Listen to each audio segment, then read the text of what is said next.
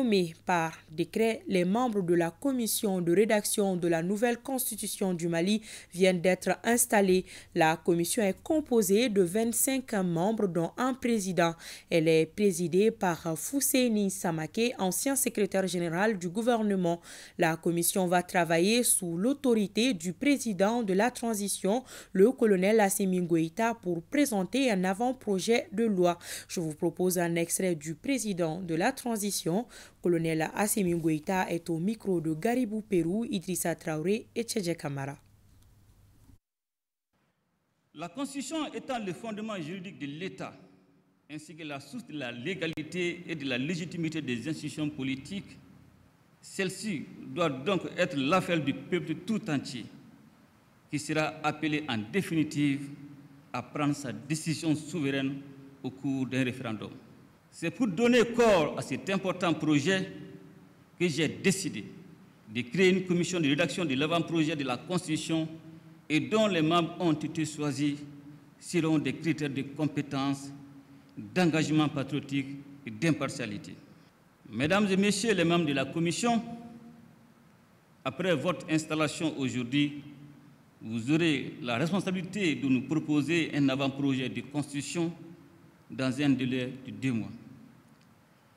La diversité de la composition de votre équipe et vos expertises respectives constituent des atouts qui vous aideront assurément pour la réussite de la noble mission qui vous est confiée. L'élaboration d'une constitution dans le contexte de la refondation de l'État ne doit pas être considérée comme une affaire des seuls juristes. C'est pourquoi le choix a été fait de mettre en place une équipe pluridisciplinaire. Aujourd'hui, il s'agit bien d'un projet de portée nationale qui touche aux intérêts de tous les groupes socio-professionnels et conditionne la vie politique du pays. Le dit projet doit alors faire appel aussi du droit à l'histoire qu'à nos valeurs sociétales ainsi qu'aux principes humanistes et de justice, sans oublier les préoccupations de développement économique et d'organisation équilibrée du territoire. En dernière analyse, il s'agit de tenir compte des aspirations profondes de notre peuple et relativement au système de gouvernance qui répond à ses intérêts fondamentaux. C'est pourquoi vous devrez être à l'écoute des différents groupes socio-professionnels et des différentes sensibilités politiques.